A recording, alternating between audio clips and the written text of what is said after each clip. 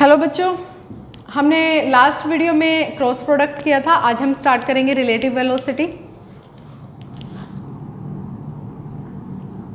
Relative velocity होती क्या है, इसके लिए एक एग्जांपल लेते हैं कि सपोज करो कोई गाड़ी जो है वो मूव कर रही है 20 किलोमीटर पर आवर की स्पीड से, और यहीं पे एक और है गाड़ी, वो मूव कर रही है 10 किलोमीटर पर आवर से।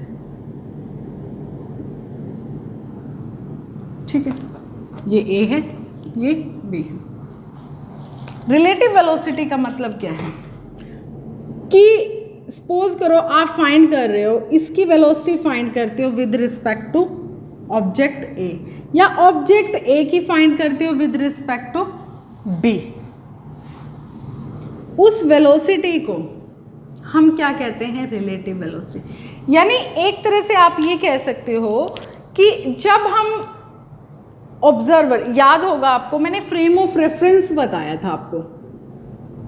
फ्रेम ऑफ रेफरेंस का मतलब क्या है? जहां पे ऑब्जर्वर खड़ा है, कुछ भी हो सकता है। मैं यहाँ खड़ी हूँ तो ये रूम जो है ये क्या है? फ्रेम ऑफ रेफरेंस है। मैं रोड पे खड़ी होकर ऑब्जर्व कर रही हूँ तो वो रोड क्या है? फ्रेम ऑफ रेफरेंस है। मैं किसी गाड़ी में बैठती हुई ऑब्जर्व कर रही हूँ तो वो गाड़ी क्या है? फ्रेम ऑफ रेफरेंस है। यानी जहाँ से ऑब्जर्वर क्या कर रहा है? ऑब्जर्व कर रहा है, उसको हमने फ्रेम ऑफ रेफरेंस बोला था। तो यहाँ पे वही चीज़ है भाई, जो ऑब्जर्व कर रहा है। अब कोई गाड़ी मूव कर रही है, अगर मैं रेस्ट पे हूँ, जो उसकी एक्चुअल वेलोसिटी है वही है ना, वही दिखाई देगी। बट अगर मैं भी मूव कर रही हूँ, जैसे यहाँ पर है, ये ऑब्जेक्ट भी मूव कर रहा है, ये ऑब्जेक्ट भी मूव कर रहा है, तो इसको जो इसकी स्पीड लगेगी वो क्या लगेगी? डिफरेंट लगेगी। और इसको जब ये पीछे मुड़ के ऐसे देखेगा, इसको इसकी स्पीड डिफरेंट नजर आएगी। क्यों? क्योंकि यहाँ पे क्या हो रहा है? एक दूसरे के रिस्पेक्ट में बात कर रहे हैं हम। यानी अब हम बात किससे कर रहे हैं? किसकी कर रहे हैं? रिलेटिव वेलोसिटी की। एग्जाम्पल एक और लेती हूँ। आपने ये देखा होगा, सपोज करो दो पैरेलल व्हीकल्स चल रहे हैं और उनका टकराव हो जाता है, कॉलिजन हो जाता है, टकरा जाते हैं, तो वहाँ पे क्या होता है? दोनों टकराए, चोट लगेगी, सिंपल सी बात है। अब आमने सामने टकराएंगे, हेड ऑन कॉलिजन होगा तो क्या होगा? दोनों केस में किस में चोट ज़्यादा लगेगी? आमने सामने वाली। मैंने रीज़न क्या है? क्योंकि हम कहते भी आमने सामने से आ रही है तो जी उनकी वेलोसिटी ऐड हो गई है, बोलते हैं ना। तो वो सारा कॉन्सेप्ट क्या है? Relative velocity. तो आज हम क्या पढ़ेंगे? Relative velocity. तो रिलेटिव वेलोसिटी अभी मैंने बताया होता क्या है। Relative velocity of any object with respect to other object is the time rate of change of position of that object with respect to, देखो सिंपल सा ले लेते हैं, चलो दैट वैट सब छोड़ देते हैं, फर्स्ट और सेकंड की बात करते हैं। हमें एक फर्स्ट ऑब्जेक्ट है, एक सेकंड ऑब्जेक्ट है, तो हम क्या कहेंगे? Relative velocity of object second with respect to first is defined as the time rate of change of relative position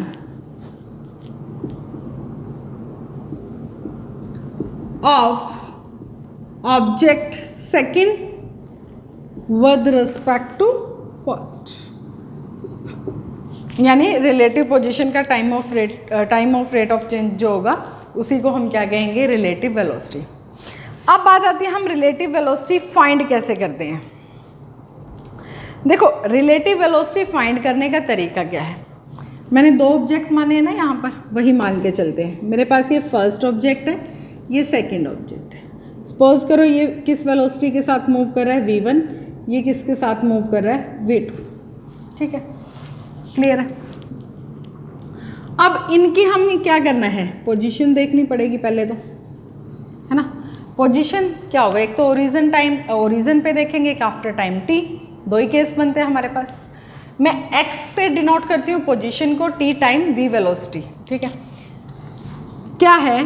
x1 जो है that is the position of object first, but कब?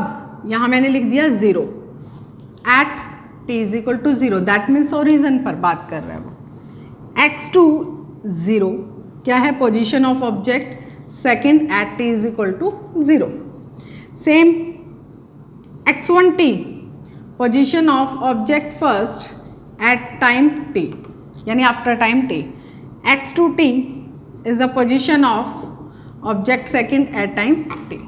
ठीक है, चलो जी, एक तरह से क्या हो गया, ये है इनिशियल पोजीशन ऑब्जेक्ट फर्स्ट की, ये भी इनिशियल पोजीशन है ऑब्जेक्ट सेकंड की, ये फाइनल पोजीशन है ऑब्जेक्ट फर्स्ट की, सॉरी ये सेकंड है ना। चलो जी, हम कैसे फाइंड करेंगे, देखें जरा। अगर मैं t टाइम के बाद मैंने क्या कहा है, x1 t जो है वो क्या है, आफ्टर टाइम t हमने पोजीशन ली है, v1 वेलोसिटी है, और t टाइम की अगर वो बात कर रहा है तो पोजीशन कैसे फाइंड करेंगे, वेलोसिटी क्या होती है, change in position upon time, तो that means change in position क्या होगा, वेलोसिटी इनटू में टाइम, क्या होगा, वेलोसिटी इनटू में टाइम। तो इसका मतलब दैट मीन्स अगर मैं फर्स्ट ऑब्जेक्ट के लिए जा रही हूं, फाइनल पोजीशन क्या होगी, इनिशियल पोजीशन प्लस v1t, या फिर सीधा भी आप बोल सकते हो x1t minus x10 is equal to v1t। Confuse होने की जरूरत नहीं है, किसी बुक में ये अलग दे रखा होगा, सपोज करो इसको x1, इसको x2, इसको x1 डैश x2 डैश से कर रखा होगा, वो तो नोटेशन है, जो जैसे मर्जी कर सकता है, वो ध्यान देना। हमारे पास ये इक्वेशन बनी x1t x10 plus v1 into t। Same for object second क्या बनेगी, x2t x20 plus v2t, right, इसमें तो कोई डाउट नहीं होगा। मैंने सेकंड इक्वेशन में से फर्स्ट इक्वेशन माइनस कर दी, this one is second equation, subtract first from second, तो क्या बनेगा, x2t minus x1t is equal to x20 minus x10 plus t common ले लेंगे, v2 माइनस v1t। ठीक है, ये बनेगी हमारे पास, this one is equation third, right. Note करें पहले,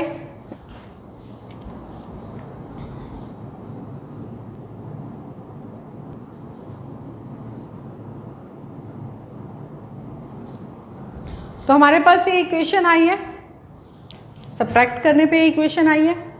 चलो जी, अब क्या करते हैं, इन दोनों को इधर ले आते हैं, तो इसको ऐसे लिख सकते हैं x2t माइनस x20, राइट। जब इसको इधर लेके आएंगे प्लस हो जाएगा ना, ये माइनस का है ना, plus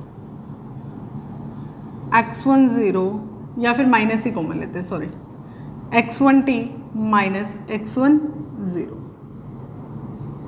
is equal to v2 minus v1t। क्या है ये, देखो हमारे पास x2t माइनस x1t क्या था, डिस्प्लेसमेंट थी, है ना, ये थी x2t क्या थी, मतलब अगर मैं माइनस करके ले रही हूँ तो ये क्या है, displacement of object at after time t, and this one is the displacement at t is equal to 0।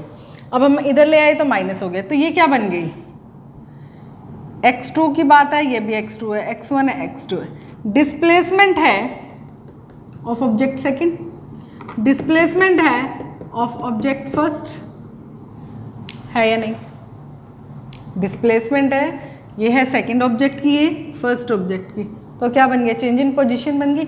यानी इस माइनस वाले को हम क्या लिख सकते हैं, रिलेटिव पोजीशन। चलो इसको दूसरे टर्म में लिख देती हूँ मैं,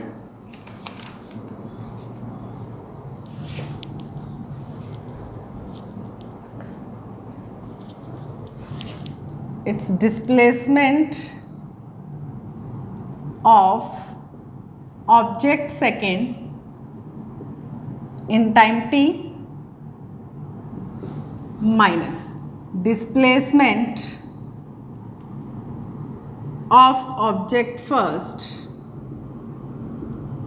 इन टाइम t। ध्यान से देखना, क्योंकि टाइम t के बाद इनकी यही बनेगी पोजीशन, यही आएगी, बिल्कुल सही गया। इज इक्वल टू क्या है, v2 माइनस v1 t। अब इसको आप डायरेक्ट लिख सकते हो रिलेटिव डिस्प्लेसमेंट। किसकी रिलेटिव डिस्प्लेसमेंट है, सेकंड ऑब्जेक्ट के with respect to first, second में से माइनस कर रहे हैं, तो ये क्या बनी, रिलेटिव डिस्प्लेसमेंट। देखो कॉन्सेप्ट बड़ा इजी है, बट कई बार क्या होता है मार्क्स के अकॉर्डिंग क्वेश्चन अटेम्प्ट भी करना पड़ता है ना, इसीलिए ये पूरा करवाना पड़ रहा है। Relative displacement of second with respect to first, time नीचे आ गया यहाँ पे, इज इक्वल टू क्या है, v2 माइनस v1। तो relative velocity v2 minus v1 हुआ, क्या है, rate of change of relative position of second object with respect to first. तो v2 माइनस v1 हमारे पास क्या आया, अगर मैं इसको x और इसको मतलब इसको x और इसको x नोट से डिनोट करती हूँ, तो x minus x naught by t, ये बना। अगर आपको रिलेटिव वेलोसिटी फाइंड करनी है of object second with respect to first, तो आएगा v2 माइनस v1। लेकिन अगर आपको फाइंड करनी है relative velocity of object first with respect to second, तो क्या आएगा, v1 माइनस v2। अब इसके बाद हम करेंगे कुछ पोजीशन टाइम ग्राफ के टर्म्स में। यहां से आपने क्या एनालाइज किया, हमें रिलेटिव वेलोसिटी तो पता चल गई, क्या है, v2 माइनस v1 या v1 माइनस v2। अब जो ये रिलेटिव वेलोसिटी है, ये जीरो भी हो सकती है, पॉजिटिव भी हो सकती है और नेगेटिव भी हो सकती है, तीनों हो सकती है। डिपेंड किसके ऊपर करती है कि भाई क्या ये दोनों वेलोसिटी, जो दो ऑब्जेक्ट मूव कर रहे हैं उनकी वेलोसिटी इक्वल है। अगर अनइक्वल है तो किसकी ज़्यादा है, उसके ऊपर डिपेंड करेगा। तो अब हम क्या करेंगे, उसी केस को हम डिस्कस करेंगे कि अगर दोनों ऑब्जेक्ट की वेलोसिटी इक्वल है तो पोजीशन टाइम ग्राफ कैसे बनेगा, या फिर पोजीशन कैसे आएगी, या अगर वेलोसिटी सेकंड की ज़्यादा है तो क्या होगा, फर्स्ट की ज़्यादा है तो क्या होगा। ठीक है, तो अब हम पोजीशन टाइम ग्राफ करेंगे, पहले ये नोट कर लें।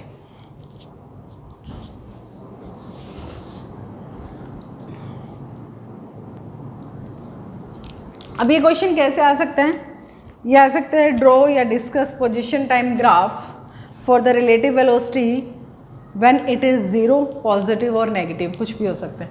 और अभी हमने रिलेटिव वेलोसिटी क्या कैलकुलेट की है, v2 minus v1 is equal to x minus x naught by t, है ना, ये फाइंड किया ना। चलो जी, अब देखते हैं कैसे। पहला केस करते हैं ज़ीरो के लिए, जब रिलेटिव वेलोसिटी क्या आएगी, ज़ीरो। ये क्या है, relative velocity of second with respect to first, जिसको हम डिनोट करते हैं v21। अगर 1-2 लिखा होता तो यानी ये किसकी बात करें हम, relative velocity of first with respect to second, तो क्या होता v1 माइनस v2। ठीक है, चलो जी, यानी if both object moves with equal velocities, mean क्या हुआ इसका, इसका मतलब हुआ कि जो v1 है वो किसके इक्वल है, v2 के इक्वल है ना। जब ये दोनों इक्वल होंगे, ये इधर मल्टीप्लाई होके ज़ीरो, तो x इज इक्वल टू क्या आएगा, x naught, x is equal to क्या आएगा, x नोट। इसका मतलब जो दोनों ऑब्जेक्ट मूव कर रहे हैं उनके बीच का सेपरेशन क्या है, इक्वल अमाउंट के साथ चल रहा है, यानी कांस्टेंट है। भाई कांस्टेंट का मतलब क्या है कि एक ऑब्जेक्ट जो है ये v1 वेलोसिटी के साथ जा रहा है, ये v2 के साथ जा रहा है। मैंने यही कहा था ना आपको, दोनों की वेलोसिटी इक्वल है, तो अगर इनके बीच के डिस्टेंस है 5 किलोमीटर, तो वो 5 किलोमीटर ही डिस्टेंस रहेगा, चेंज नहीं होगा, क्योंकि दोनों की का जो वेलोसिटीज़ हैं वो क्या है, इक्वल है। और वेलोसिटी इक्वल होने पे रिलेटिव वेलोसिटी कितनी हो गई, ज़ीरो। जब रिलेटिव वेलोसिटी ज़ीरो हो गई तो x is equal to x naught आ गया हमारे पास। तो इसके होने पर v2 minus v1 is equal to zero and both objects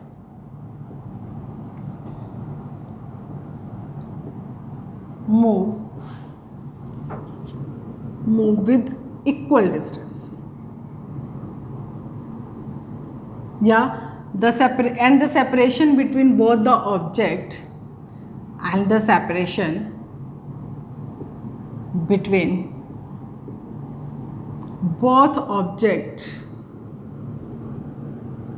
increases by equal amount.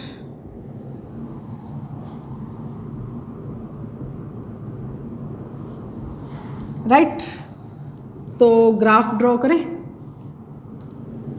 Time axis, position, velocity के लिए हमने पोजीशन टाइम ग्राफ किया था. वैसे तो क्या आया था, ऐसे आता है ना, हैविंग सम इनिशियल वेलोसिटी किया था.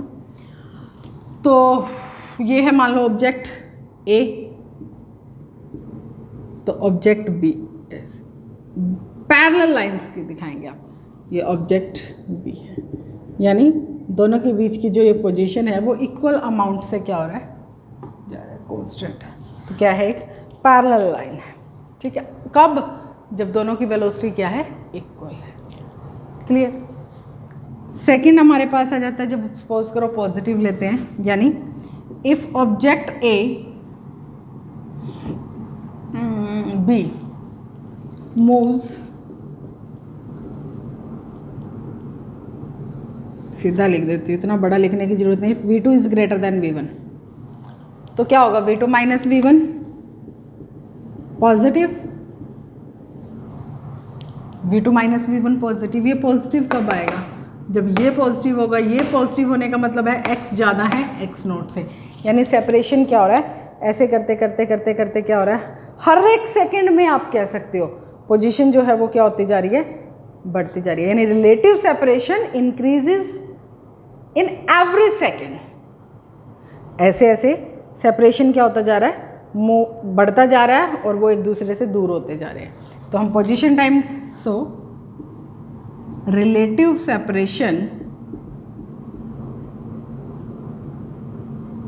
क्या है, relative separation x minus x not increases in every second. Time वैसे मेंशन करने की जरूरत भी नहीं है. ठीक है, तो ग्राफ क्या बनेगा, यहीं पे बना देती हूँ, समझ जाना. सेकंड केस का है, टाइम, पोजीशन, अगर ये है ऑब्जेक्ट ए,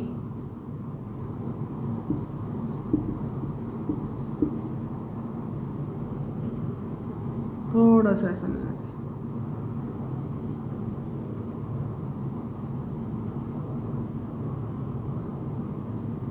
ये है ऑब्जेक्ट बी. ठीक है, तो दोनों के बीच का सेपरेशन क्या हो गया, बढ़ गया है ऐसे. क्लियर है, समझ आया. ठीक है, अब आता है थर्ड केस जिसमें होगा नेगेटिव. पहले ये नोट करें.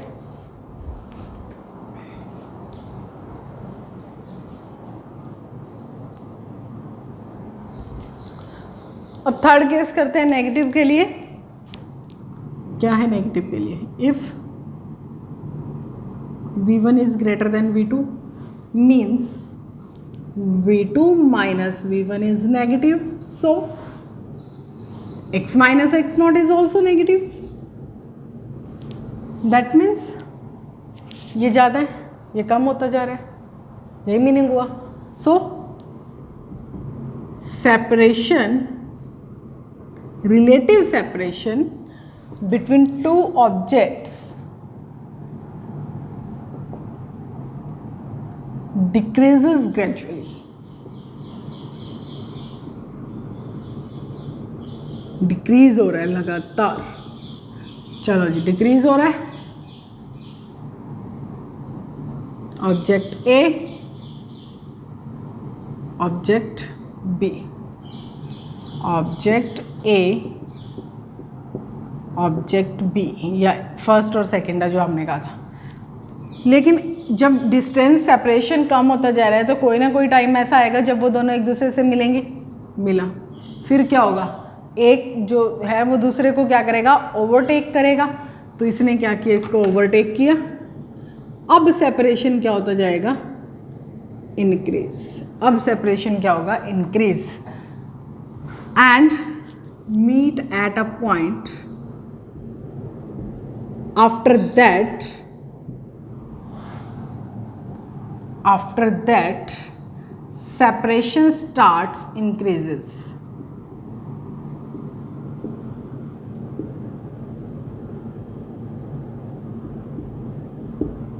इस पॉइंट को हम क्या कहेंगे, ये पोजीशन है हमारी, ये तो तुम्हें पता ही है। इस पॉइंट को हम क्या कहेंगे, या तो टाइम, अगर देखो दो चीज़ है, इस पॉइंट को आप कहते हो, इस इंटरसेक्शन पॉइंट को, यहाँ पे टाइम एक्सिस पे लोगे तो टाइम ऑफ मीटिंग हो गया ये, और अगर पोजीशन पे लोगे तो पोजीशन ऑफ मीटिंग हो गया, है ना। तो ये आ गया। तो इस तरीके से हम क्या करेंगे, ग्राफ ड्रॉ करें। क्लियर है। अब बात आती है हम कैसे रिलेटिव वेलोसिटी फाइंड करते हैं। अभी तो सिंपल सा केस किया था ना, अभी हम केस लेके भी चलेंगे कि अगर दोनों ऑब्जेक्ट सेम डायरेक्शन में जा रहे हैं तो क्या होगा, अगर अपोजिट डायरेक्शन में जा रहे हैं तो क्या होगा। ठीक है, तो पहले ये नोट करें।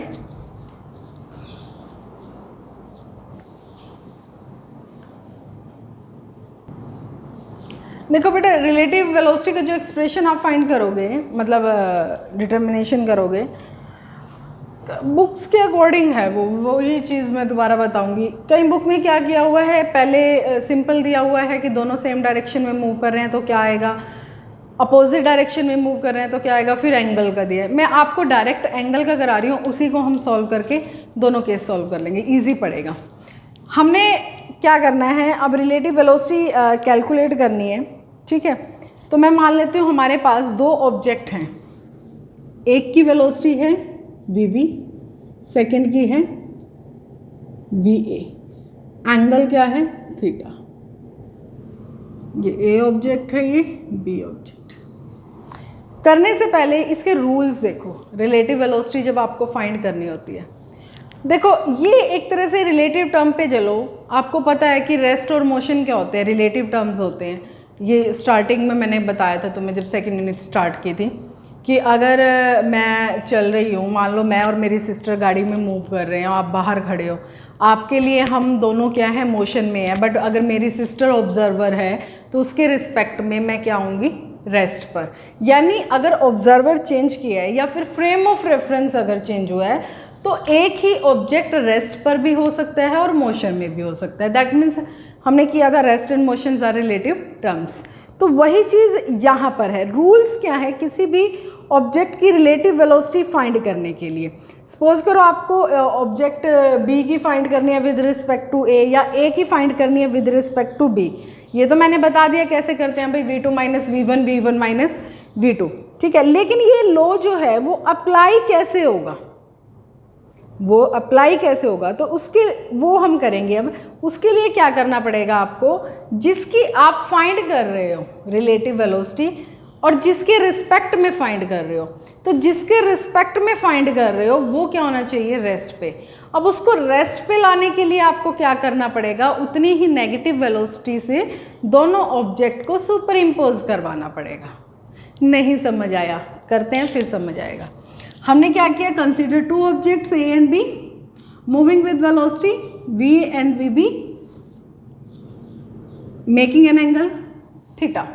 यानी इस डायरेक्शन से मूव कर रहे हैं कि दोनों के बीच में एंगल क्या बन रहा है, theta, as shown in figure लिख देना। ठीक है, अभी मैंने क्या कहा, सपोज करो मुझे कैलकुलेट करना है यहाँ पर relative velocity of A with respect to B. ठीक है, तो वी ए बी कैलकुलेट करना है मुझे, यानी V A plus minus V B, यही था ना। चलो यहाँ डायरेक्ट माइनस लगा देना, मैंने प्लस लगा के माइनस लगा दिया, बातें की है, यही था। तो अब मैं किसके रिस्पेक्ट में फाइंड करना है, बी के। तो मैंने अभी क्या कहा, जितनी वेलोसिटी के साथ वो जिसके रिस्पेक्ट में करनी है, जितनी वेलोसिटी के साथ वो ऑब्जेक्ट मूव कर रहा है उतनी ही नेगेटिव डायरेक्शन में सुपर इम्पोज करनी है। तो हम क्या करेंगे, minus V B minus V B. तो मैंने क्या किया, माइनस वी बी के साथ सुपर इम्पोज करवा दिया, रेस्ट पे लेके आना है। अब देखो V A minus V B, ये रेस्ट पे आ ही जाएगा, आ जाएगा ना। टोटल एंगल कितना होता है 180, तो ये कितना बच गया 180 माइनस थीटा। अब आ जाओ पैरेललोग्राम में। पैरेललोग्राम में यही तो कहते हैं, अगर दो एडजेसेंट साइड्स हो तो उसका डायगोनल क्या करेगा, रिजल्टेंट शो करेगा। चलो जी रिजल्टेंट बना देते हैं, इधर से लिख देती हूँ मैं 180 माइनस थीटा। इसका डायगोनल होगा ये, बन गई आपकी पैरेललोग्राम वी ए बी, जो रिलेटिव वेलोसिटी हमने फाइंड करनी है। तो लगाओ triangle law of vector addition या parallelogram law of vector addition. VAB is equal to VA square plus VB square plus 2VAVB cos theta. Theta कितना है 180 minus theta, क्या है एंगल कितना है 180 माइनस थीटा है 180 minus theta. Cos 180 minus theta क्या होता है माइनस कॉस थीटा। तो VAB is equal to root VA square plus VB square plus minus V2VAVB cos theta minus क्या है ना, ठीक है ये आ गया।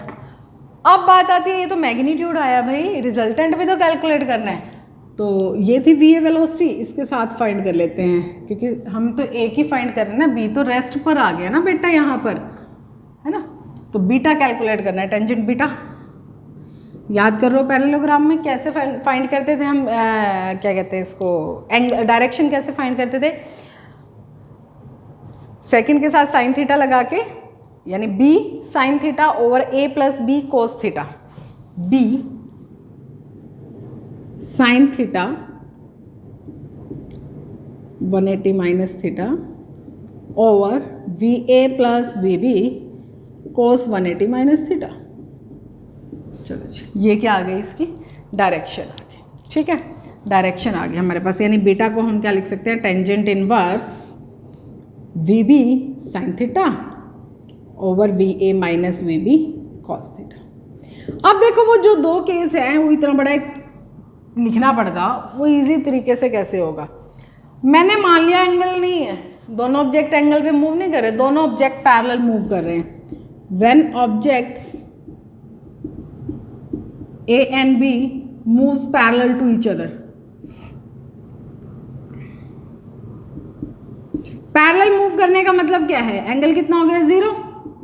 लो जी, तो क्या आएगा VAB is equal to VA square plus VB square minus 2VAVB cos 0 कितना हो गया 1, VA माइनस VB का होल स्क्वायर, स्क्वायर रूट से स्क्वायर कैंसिल, क्या बन गया VA माइनस VB। अब मैं कहती हूं दोनों ऑब्जेक्ट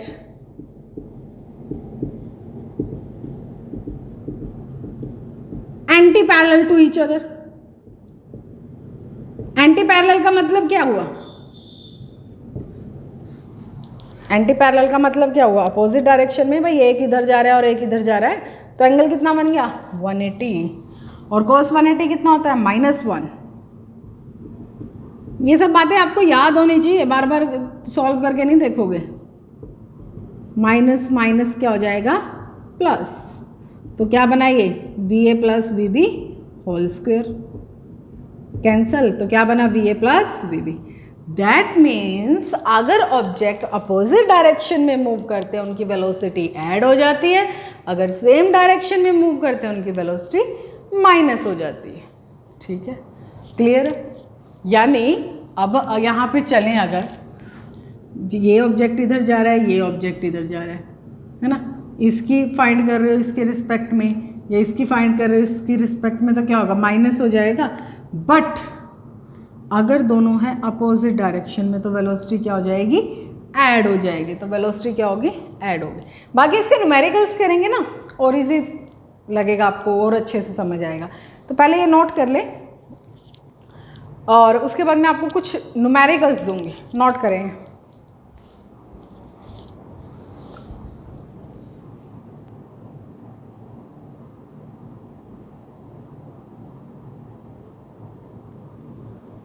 चलो जी, एक एग्जाम्पल ले लेते हैं हम।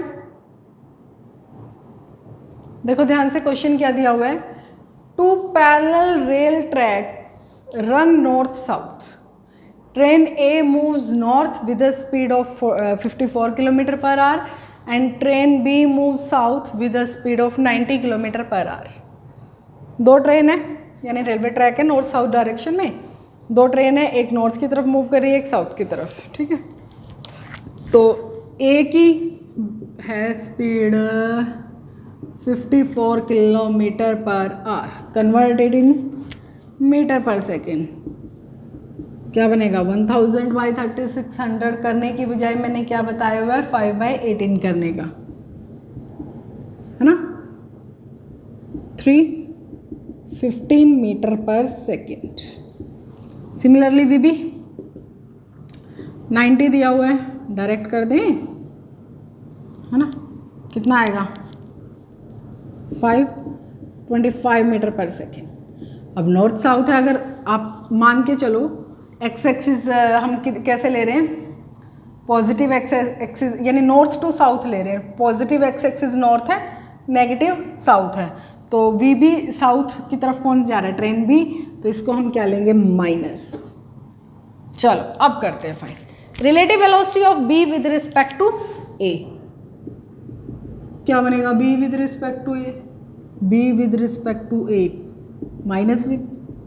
-15 कितना बना है -40 मीटर पर सेकेंड। इसका मीनिंग क्या हुआ, देखो मैंने फाइंड की relative velocity of B with respect to A, B की फाइंड की विद रिस्पेक्ट टू ए। इसका मतलब जो ए के रिस्पेक्ट में कहा है ना मैंने, जो ऑब्जर्वर ट्रेन ए में बैठा हुआ है उसके लिए ट्रेन बी कैसी लगेगी, वो ऐसी लगेगी जैसे कि 40 मीटर पर सेकेंड की स्पीड से नॉर्थ टू साउथ मूव कर रही है। ध्यान से सुनना मैंने क्या कहा। इसका मीनिंग क्या है रिलेटिव वेलोसिटी का, मेरे पास -40 मीटर पर सेकेंड आई relative velocity of B with respect to A. With respect to A का मतलब क्या है, ए हमारा ऑब्जर्वर है, यानी ट्रेन ए में ऑब्जर्वर बैठा हुआ है, राइट। उसके लिए ट्रेन बी ऐसी लगेगी जैसे मैं ट्रेन ए में बैठी हूँ, तो मेरे लिए ट्रेन बी जो है वो नॉर्थ से साउथ डायरेक्शन में, नॉर्थ से साउथ ही जा रही है क्योंकि ट्रेन ए कहाँ जा रही है, ट्रेन बी जा रही है साउथ, है ना, साउथ जा रही है। ए में क्या है ऑब्जर्वर है, तो नॉर्थ टू साउथ जा रही है कितनी स्पीड के साथ 40 मीटर पर सेकेंड। क्लियर है, समझ आ गया। अब बात करते हैं वो क्या कहते हैं रिलेटिव वेलोसिटी फाइंड करो ग्राउंड की with respect to B, ground की with respect to B, ground की with respect to B.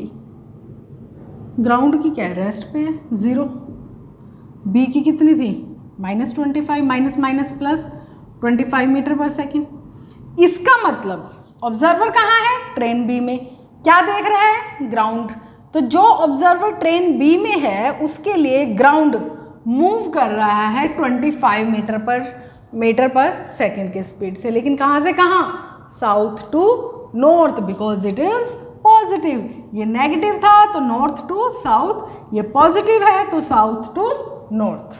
Clear है। लास्ट क्या कहा है उसने, कहते हैं velocity of monkey running on the roof of train A. Train A के ऊपर मंकी दौड़ रहा है, ठीक है, अगेंस्ट इट्स मोशन, अपने ही मोशन के अगेंस्ट मंकी की रिलेटिव वेलोसिटी कैलकुलेट करनी है विद और मंकी की वेलोसिटी कितनी दी है ट्रेन के रिस्पेक्ट में 18 as observe by man standing on the ground. समझने वाली बात है, देखो क्या है।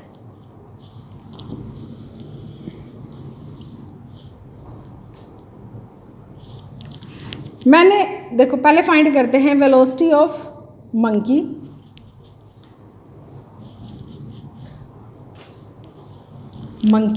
With respect to ground, velocity of monkey with respect to ground. Ground की वेलोसिटी तो 0 है, तो मैंने यानी क्या किया, मैंने मान लिया relative velocity of monkey with respect to ground क्या है vm, ठीक है, ये आ गई हमारे पास। अब क्या है, अब हमें फाइंड करना है relative velocity of monkey with respect to train A, क्योंकि यही हमें दिया हुआ है। पहले इसको कन्वर्ट कर लेते हैं, 18 × 5/18 क्या आएगा 5 मीटर पर सेकेंड, डायरेक्ट लिख देंगे ना। तो चलो जी, relative velocity of monkey with respect to train A कितनी दी हुई है 5 मीटर पर सेकेंड, या बाद में लिख देंगे, सिंपल कैलकुलेट कर रहे हैं। Relative velocity of monkey with respect to train A यानी vm माइनस va, ठीक है। और ये कितनी दी हुई है हमें 5, कितनी दी हुई है 5। अब ये दी हुई है हमें 5, लेकिन अगेंस्ट इट्स मोशन है भाई -5 आएगा, तो Vm माइनस Va कितना आया -5, तो Vm कितना बनेगा -5 प्लस Va। Va कितनी आई थी हमारी 15, -5 प्लस 15 यानी 10 मीटर पर सेकेंड। तो ये हमारे पास क्या आ गई मंकी की। क्लियर है? तो इस टाइप से मैं आपको एक असाइनमेंट सेंड करूंगी, रिलेटिव वेलोसिटी के न्यूमेरिकल्स वो करने हैं, उससे पहले ये कॉन्सेप्ट क्लियर करना। ठीक है, ओके, थैंक यू बेटा।